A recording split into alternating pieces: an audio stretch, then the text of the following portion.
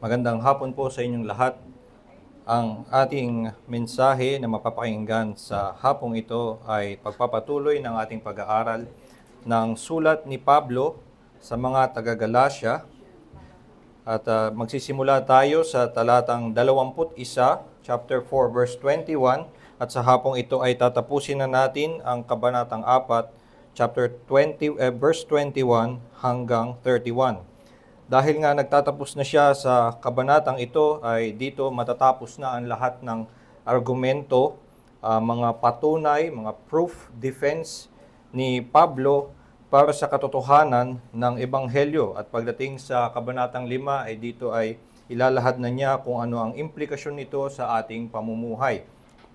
Bilang huling argumento ni Pablo sa patunay ng Ebanghelyo, ito ay bigyan nga nating pansin na makumpleto ang ating kumpiyansa, ang ating katiyakan na ang Ebanghelyong ating pinaniniwalaan ay ang tunay na Ebanghelyo na nakapagliligtas.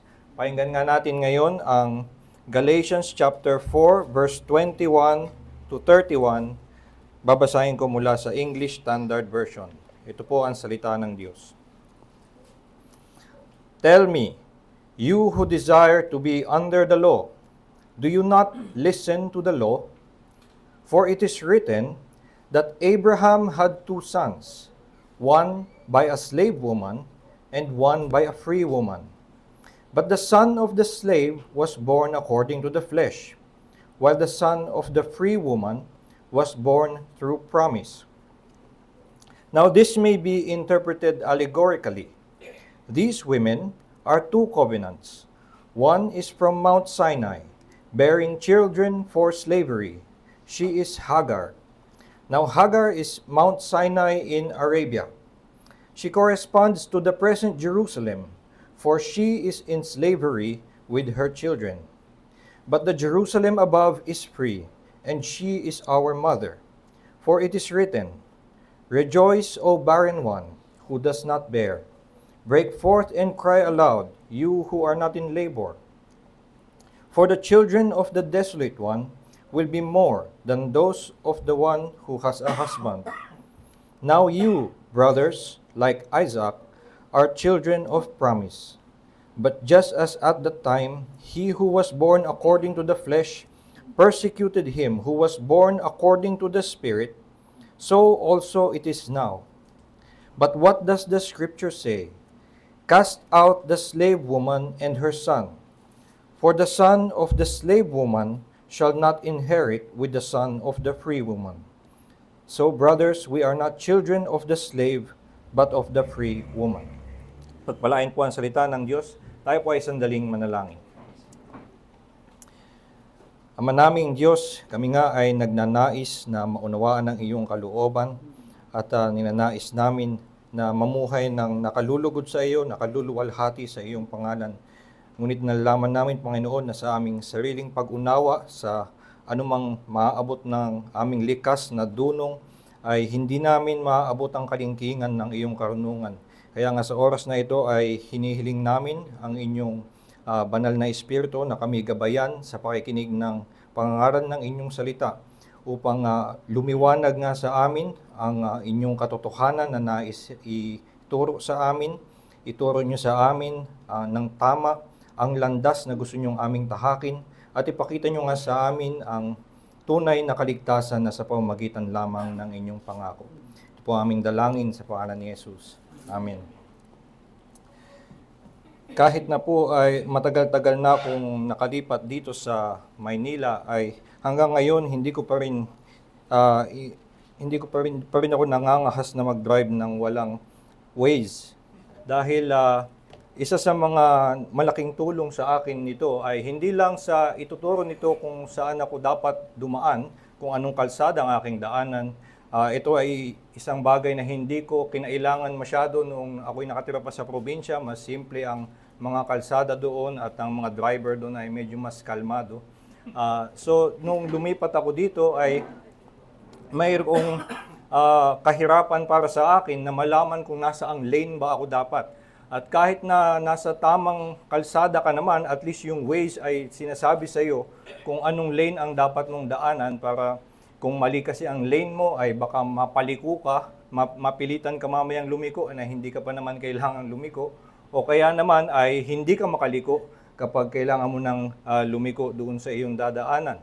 So ito ang naitutulong sa akin ng Waze, at maliban doon, pinapakita nga nito na minsan nandun ka na sa tamang kalsada ay hindi ka pa rin makadating doon sa gusto mong puntahan. At minsan pa nga kahit na tamang kalsada pa ang iyong daanan, baka dahil nga litong-lito ka, papunta ka pala sa kabila.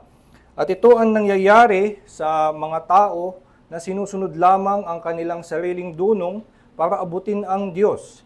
Ito ang nangyayari na nauunawaan naman nila kung ano ang mabuti, nauunawaan nila dahil kasama sa pagkalikha sa kanila ang batas ng Diyos. So nakikita nila na ang Diyos ay dapat sambahin. Alam nila na dapat ang kanilang mga magulang ay galangin kahit anong kultura kayo pumunta. Ang batas ng Diyos na nakasaad sa 10 Commandments ay makikita niyong masasalamin kahit sa mga tao na hindi naman kahit kailan nabigyan ng translation ng Bible.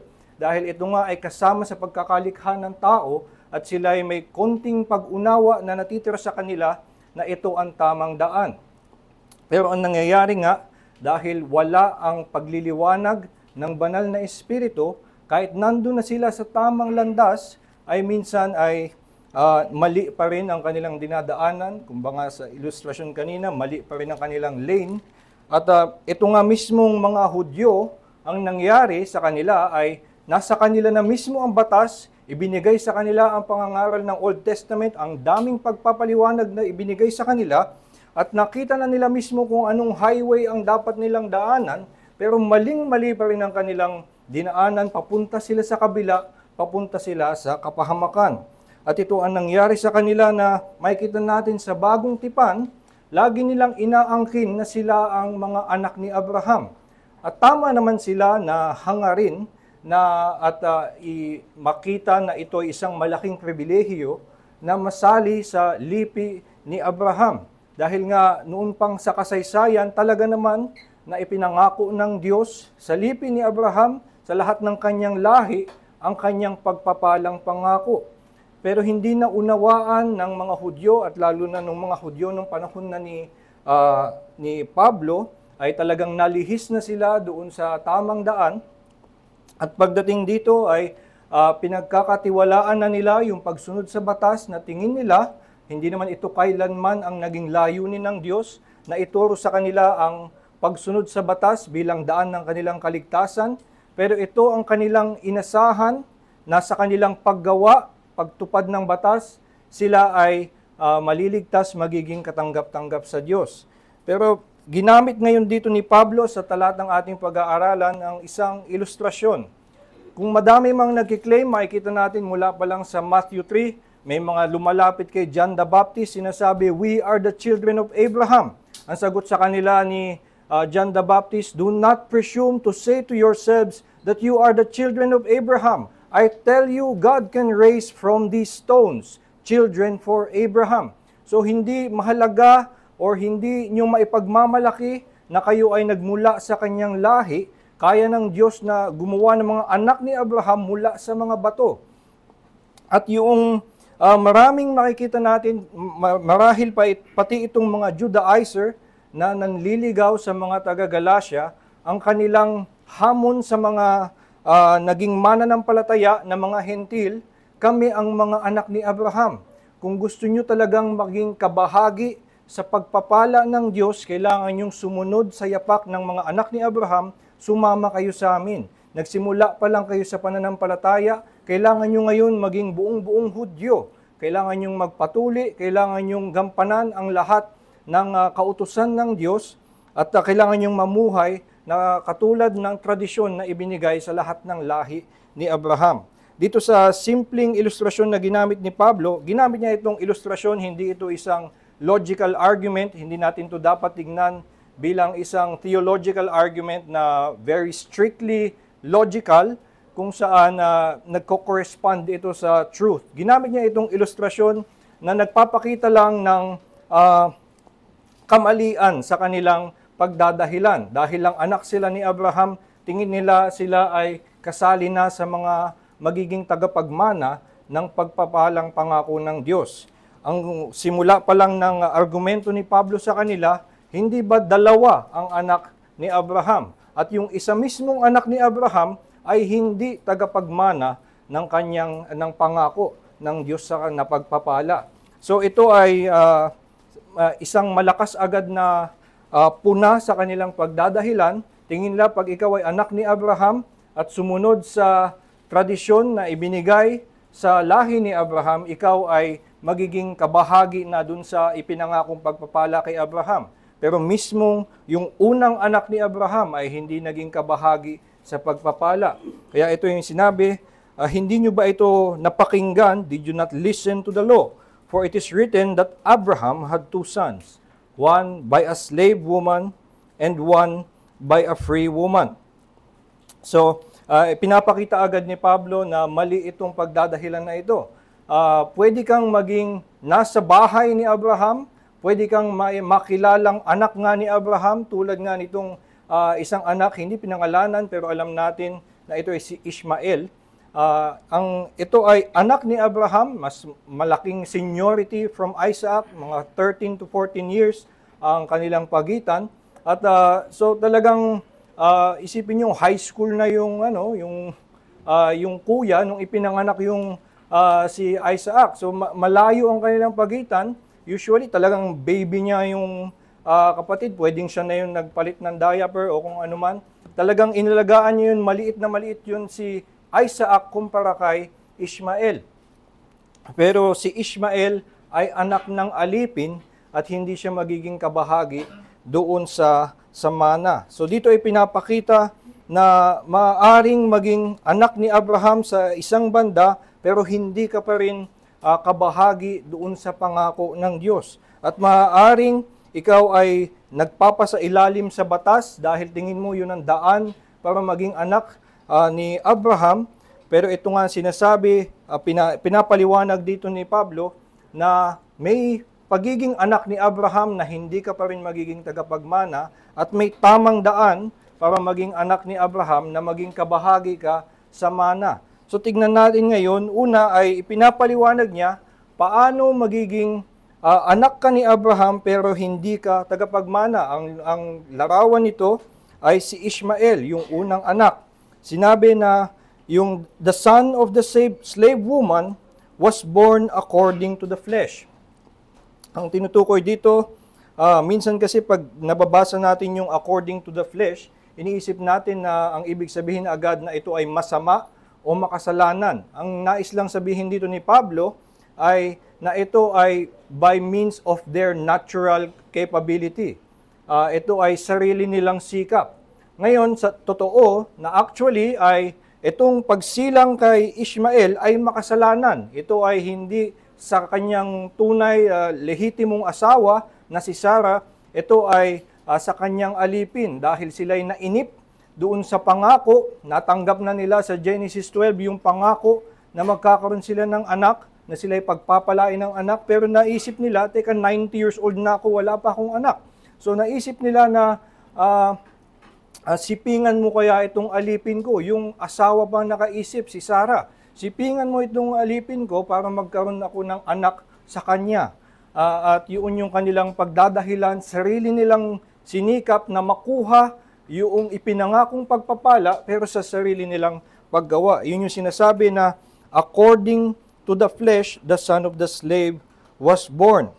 At ito ay iniiba doon sa son of the free woman na ito ay isinilang sa pamamagitan ng pangako. So makikita natin kung paano maging anak ng naaayon sa laman, maging anak na alipin. Ito ay yung prinsipyo na ginagamit ay yun lamang na ikaw ay kinuha mo ito sa iyong sariling lakas by your own strength, according to the flesh and not according to the promise. Ngayon, ito yung nangyari in history talaga na noong nainip nga sila doon sa pangako at akala nila ay hindi nga sila magkakaroon ng anak ng sarili nila, kaya naisip nilang gawan ng paraan sa kanilang sariling karunungan. Pero Ito ay hindi na layunin ng Diyos na ito ang gagawin ko para magkaroon ako ng allegory or gamitin itong analogy ni Paul in the future. Hindi yun yung ginawa ng Diyos na layunin talaga niya or ito talaga yung gustong ipakita ng Diyos. Ginagamit ngayon ni Pablo yung nangyari in history para ipakita lamang ang isang prinsipyo na maaari kang maging anak ni Abraham pero hindi ka pa rin kabahagi doon sa pagpapala. Sabi niya, ito daw ay may be interpreted allegorically. These women are two covenants. One is from Mount Sinai, bearing children for slavery. So, ito daw dalawa ay pwedeng kumatawan symbolically, si Hagar at si Sarah ay pwedeng mag-correspond sa dalawang tipan. Yung una, si Hagar, ay the one from Mount Sinai. At kung alam natin, ang tipan na ginawa sa Mount Sinai ay yung pagbibigay ng 10 utos. Yun ay yung pagbibigay ng batas. At ito daw na tipan na ito na siyang pinaka kumakatawan sa buong Israel, ang tipan na nagde-define kung sino ang bayan ng Israel. Ito daw ay parang si Hagar na ang kinakalabasan ay mga alipin. So ito yung tinutukoy niya na spiritual reality depicted by the historical event. Yung historical event na nagkaroon ng natural born son through Hagar, ito daw ay sumasalamin doon sa spiritual reality na ngayon kung ikaw ay lumapit sa Diyos sa pamamagitan ng batas, kung tingin mo ang pagtupad sa batas, pagpapasailalim, lalo na dito sa tipan ni Moises na ito yung dinadala ngayon ng mga Judaizers sa mga taga-Galatia, ginagawa nila na ito ang kailangan nyo sundin. Yung tipan na sinabi, sundin nyo ang lahat ng Ten Commandments, sundin nyo ang lahat ng mga seremonya na iniuutos, at kung ito ang inyong gawin, kayo ay magiging kabahagi nga sa lipi ni Abraham.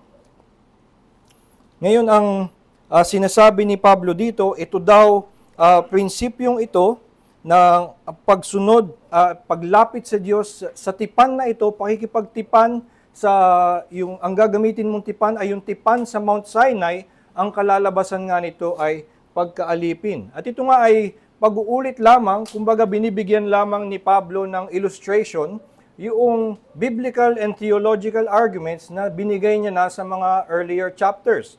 Sinabi niya na yung batas ay ang guardian na ibinigay ng Diyos at ang guardian na ito ay nagsisilbi lamang na bantay para alipinin ang bayan ng Israel nung sila ay bata pa lamang.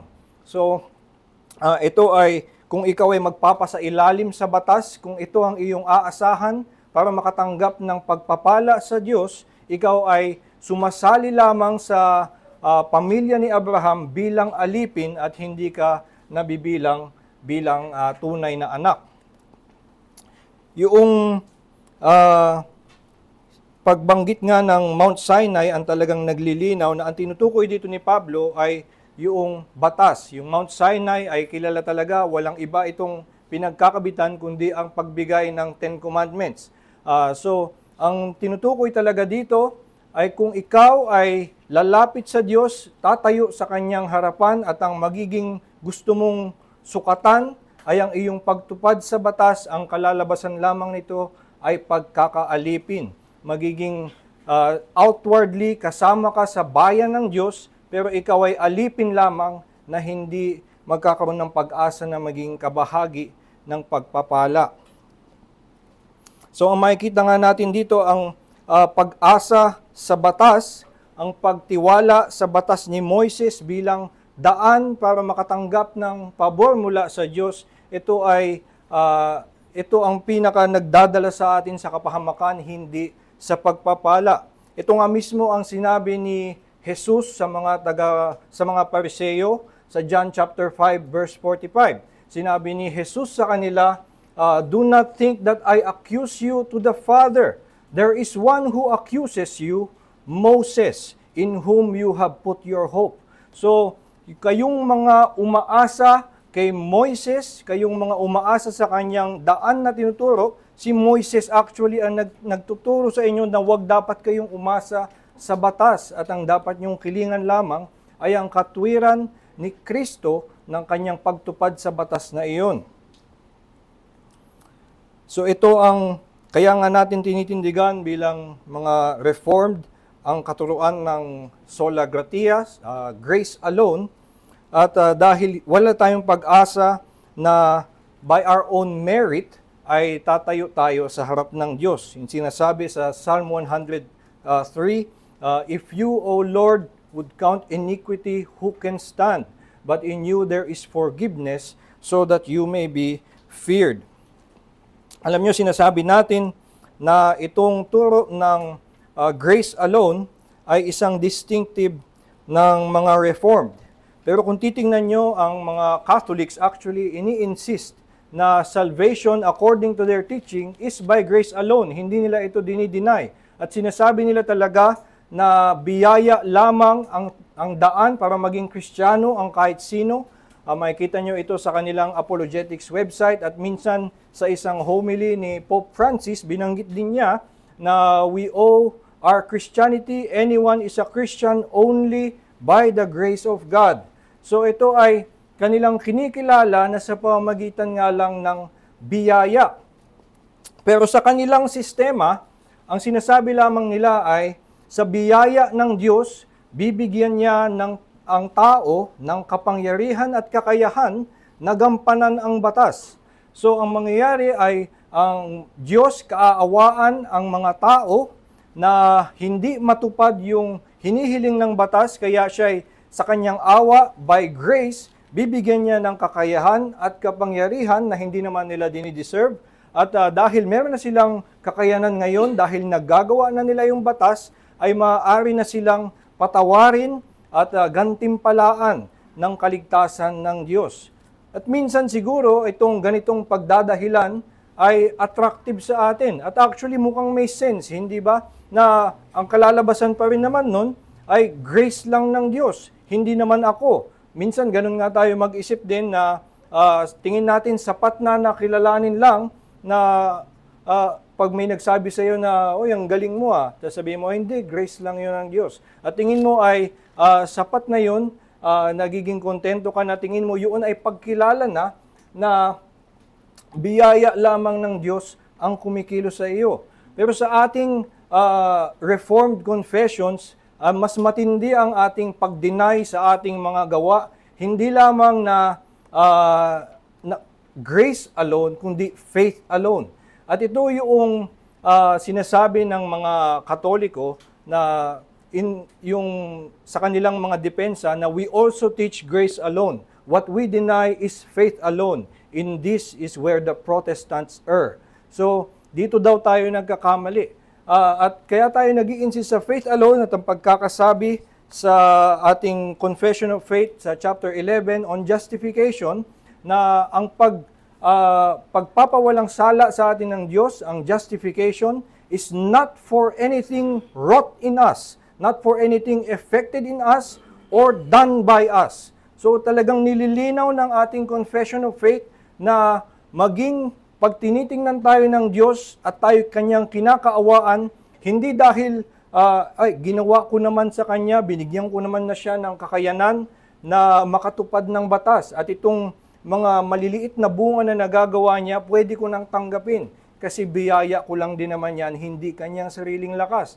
Sinasabi ng ating Reformed Confessions, hindi ganun. Even those things that are wrought in us or done by us, cannot count for our justification. Na unang naging statement ng Belgic Confession, chapter 23, on the justification of sinners, na if we had to stand before God, no matter how little, relying on anyone else, we would alas be swallowed up. So kahit na may kakaunti lamang na pagsalalay sa kahit ano pang iba, maliban kay Kristo, ay wala pa rin tayong, ang kahihinatnan pa rin natin ay kapahamakan, tayo'y malulunod lamang sa dagat ng puot ng Diyos. Ito ang katotohanan na ating tinitindigan, hindi maaaring makatayo ang kahit anong gawa natin. Kung tayong mga makasalanan ay sa awa ng Diyos, bigyan niya ngayon, simula ngayon, ng kapangyarihan na makasunod na sa batas, ay hindi pa rin magiging sapat yung ating natitirang buhay na bayaran yung mga nauna nating kasalanan. So kung sa harap ng batas, magpapahusga tayo dahil ngayon meron na tayong kapangyarihan ng biyaya ng Diyos, ang kalalabasan pa rin, tayo ay walang maihaharap sa Kanya, wala pa rin makakaharap sa Kanya. If the Lord counts iniquity, no one can stand. So, hindi sapat itong argumento ng mga Romano Katoliko na by grace, by the grace of God, they give power to saints, at ito ang nagiging daan para sila'y makagawa ng mabuti. Ang ating pinaninindigan, itong mga mabubuting gawa na inepekto ng Diyos sa atin, wrought in us, they are good because they are wrought by the Holy Spirit. But as they are done by us, they are polluted by sin. At dahil nga itong mabubuting ito na ginawa sa atin ayon sa chapter 16 of our Confession of Good Works, dahil matuturing mo silang mabuting gawa dahil ito'y ginawa ng banal na Espiritu, pero habang dinudumihan natin ito sa harap ng Diyos, they cannot endure the severity of God's punishment. So, itong pinapakita, ito ay nagmula dito sa katuruan ni Pablo na kung ikaw ay haharap sa Diyos sa pamamagitan ng batas, sa harap ng batas, kahit sabihin mo pa na sa kapangyarihan lamang naman ng Diyos ako umaasa para magawa ko ang batas, kung batas ang iyong aasahan, si Moses mismo ang mag-aakusa sa iyo na hindi mo nagagawa ang batas na ito, ang batas ng Diyos, na ganito ang kasukdulan ng kabanalan. Ito nga ang pinapakita ng sinabi mismo ni Jesus sa Luke chapter 18, ng illustration ng the Pharisee and the tax collector. Yung Pharisee na nananalangin doon, kung titignan nyo ang kanyang panalangin, ay kinikilala niya na mula daw sa Diyos ang kanyang kabutihan. Pero siya pa rin ay nagmamalaki. Sabi niya, "O Lord, I thank Thee that I am not like this man. I thank Thee that I am not a swindler, an adulterer, and that You have caused me to pay tithes and do good."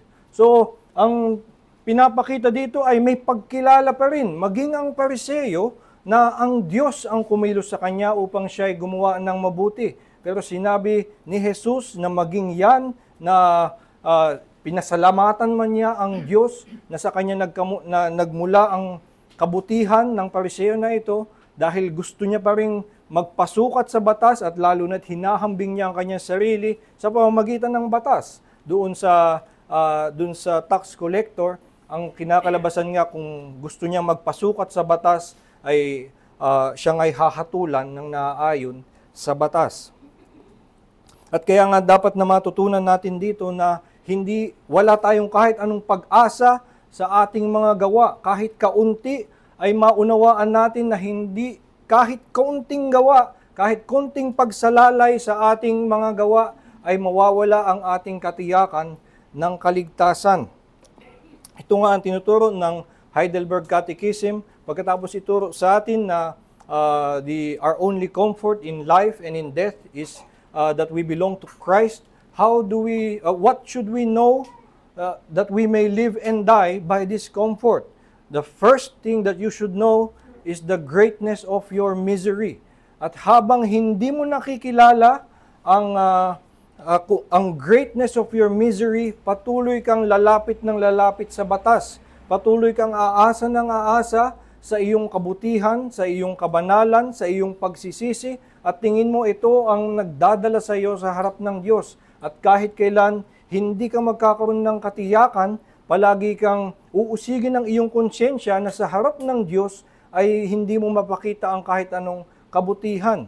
Or yung isa sigurong mas malala, tingin ko mas malala itong kalagayan na maaaring maging kampante ka dahil tingin mo nagagawa mo naman ang batas ng Diyos. Haharap ka ngayon sa Kanya na relatively mabuti naman ako, relatively hindi naman ako ganito kalaki ang kasalanan ko, kaya pwede akong lumapit sa Diyos dahil hindi naman ako ganun kasama. At ito ay ang tinatawag na false assurance. Madalas iniisip natin na ang false assurance ay nagkaroon siya ng pananampalataya sa ebanghelyo nang hindi gumagawa. At dahil kulang siya sa gawa, dapat hindi siya bigyan ng assurance. Ang mas madalas na pinapagalitan sa banal na kasulatan ng mga apostol ay yung mga nagkakaroon ng assurance sa kanilang maraming gawa. Itong mga nag-aangkin ng kanilang mga ginagawa, lalo na sa Matthew chapter 7, sila mismo ay humarap kay Kristo. Doon, ang picture ay sa Judgment Day at nag-angkin sila ng maraming gawa. Hindi ba ang dami naming ginawa? Hindi ba kami ay nangaral sa iyong pangalan, nag-cast out ng demons?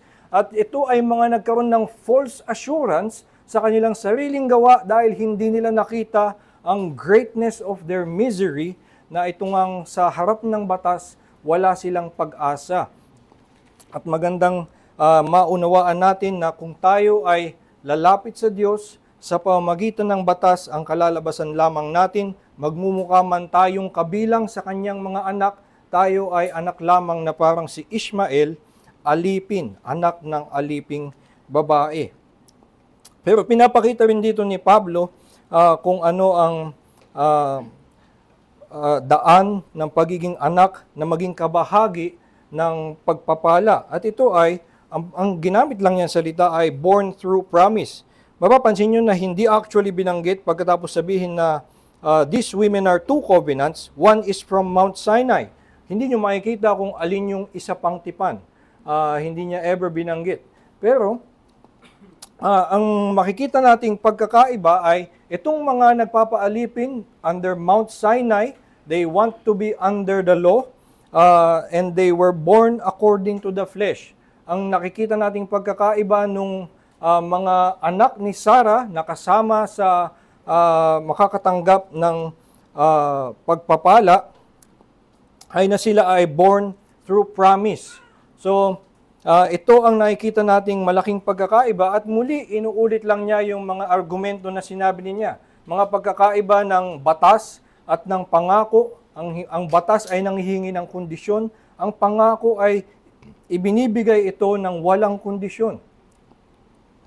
So ito ang daan para maging anak na kabahagi sa pagpapala na mamanahin ng lahat ng anak ni Abraham ay ang magtiwala doon sa pangako. Children born through promise. Maaari nating kunin yung lengguwahe na ginamit ni Juan sa John chapter 1 verse 12 na ito ang mga tinuturing na anak ng Diyos. To those who believed Him, who received Him and believed in His name, He gave the right to be children of God, who were born not of the flesh, nor of the will of man, but of the will of God. So, ang pagiging anak nung malayang babae, ang pagiging kasama doon sa like Isaac, ay kailangan ikaw ay maging children of promise. At ito nga ay nagagawa mo sa pananampalataya, hindi sa pagtupad sa batas, hindi sa paggawa. Ang ating ngang distinctive na bilang Reformed ay yung katuruan na we are saved by grace alone, apart from works. Saved by faith alone, apart from works.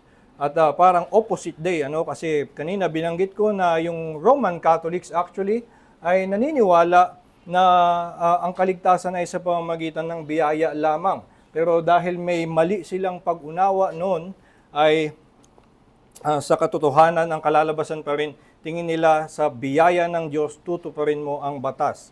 Pero actually, ito naman, ngayon ang gusto kong sabihin ay na ang mga Reformed actually ay naniniwala na ang tanging daan lamang para maligtas ay tuparin ang batas. Ito ang ating paninindigan na hindi pwedeng maisantabi ang batas. Sinabi mismo ni Jesucristo na siya'y naparito hindi to abolish the law but to fulfill it. Not the iota, not a dot will pass from the law. Yun yung sinabi niya sa Matthew chapter 5. At hindi pwedeng baluktutin ng kahit konti, palambutin ang kahit anong kautusan dahil kung sino man ang gumawa nito ay makakatanggap ng kaparusahan. So, tayo actually bilang Reform ay naninindigan din na pagsunod at pagtupad sa batas ang tanging paraan para ikaw ay matanggap. Pero tayo ay naninindigan na kailangan ang pagtupad at pagsunod sa batas ay perpekto. Kailangan walang kahit anong mintis, walang kahit anong pagkukulang. Kapag sinabing love the Lord your God with all your heart, dapat buong buo. Dapat walang kahit anong pagkukulang, hindi ka nagminti sa kahit sinong isang neighbor na dapat inibig mo, hindi ka nagkulang ng kahit konting affection na dapat mong ibinigay. Kung sinabing honor your father, dapat na ibigay mo ang buong-buong honor na dapat ibigay mo sa iyong ama. At ito ang pinaninindigan natin na dapat buong-buong ang batas na ito ay matupad para ikaw ay maligtas.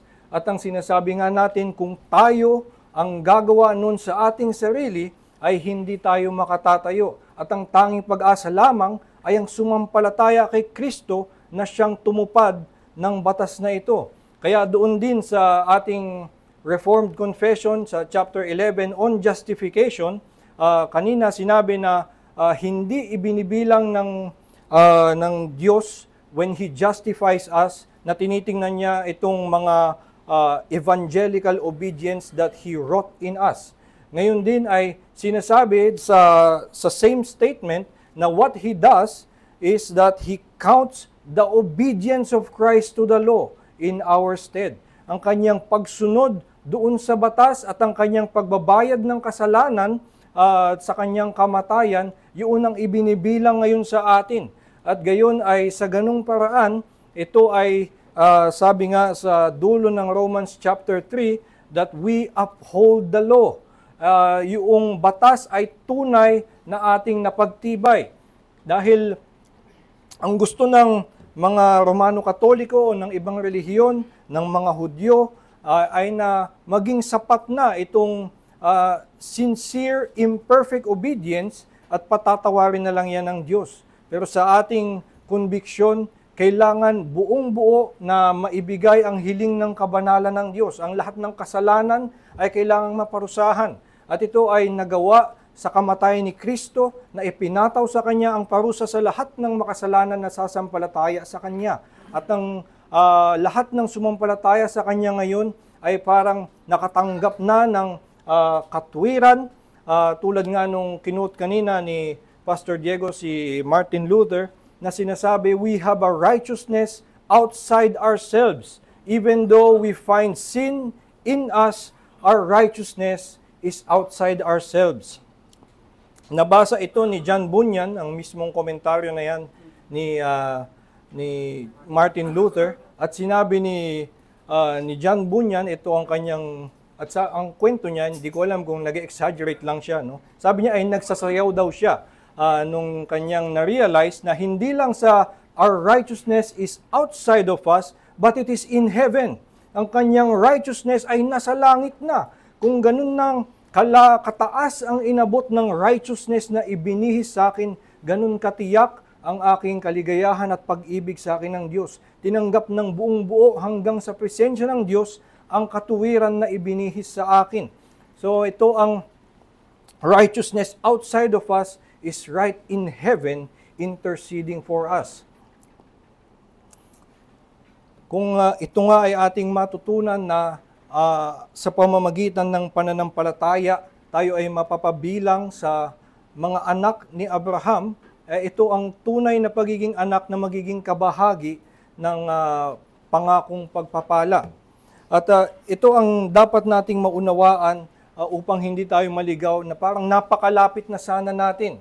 Ganito yung nangyari doon sa isang nagtanong kay Jesus na pagkatapos sabihin na ito ang mga batas, alam mo, sinabi sa kanya ay malapit ka na sa kaharian. Nangyayari na maaring ang lalim na nang naabot mo sa batas, akala mo ay nakilala mo ang kabanalan ng Diyos at maaring nga mangyari na malapit ka na. Pero kung hindi mo makita na hindi mo ito matutumbasan ng iyong sariling pagtupad, hindi mo mababayaran ang iyong kasalanan ng iyong sariling pagsisisi, ang kalalabasan ay kailangan mo itong bayaran ng walang hanggang kaparusahan sa iyo. At ito ang kaligtasan ngang inaalok sa atin.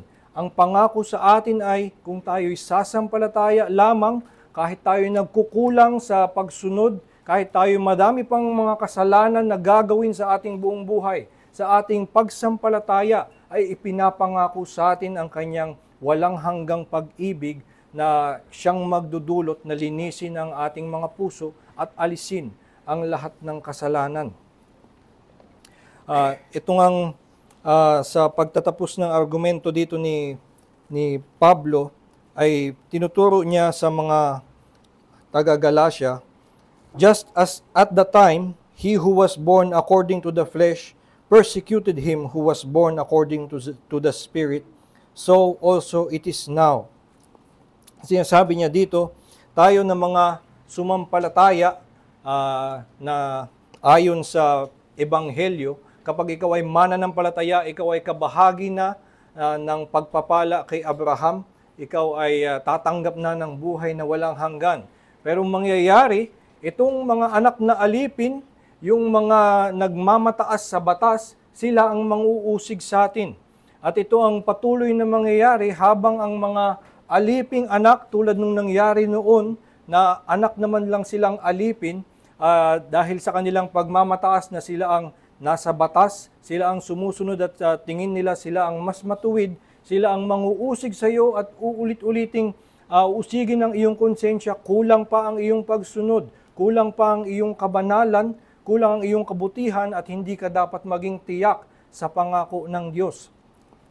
Pero sinasabi nga niya dito na ang sinabi mismo pagkatapos na nakita na nang uusig itong alipin na anak doon sa lehitimong anak, ang sinabi mismo ng Diyos, cast out the slave woman and her son, for the son of the slave woman shall not inherit with the son of the free woman. Itong mga nanguusig sa atin at nagsasabi na pinipilit sa ang ating konsyensya na mag-guilty ng ayon sa batas, sila pa ang palalayasin. Na kung sila ay gusto nilang manukat gamit ang batas, sila ang hahatulan gamit ang batas at sila ang mapapalayas. Ang mga sumasampalataya sa Diyos, sa kanyang pangako, yun ang mga nakakatanggap ng tunay na kaligtasan.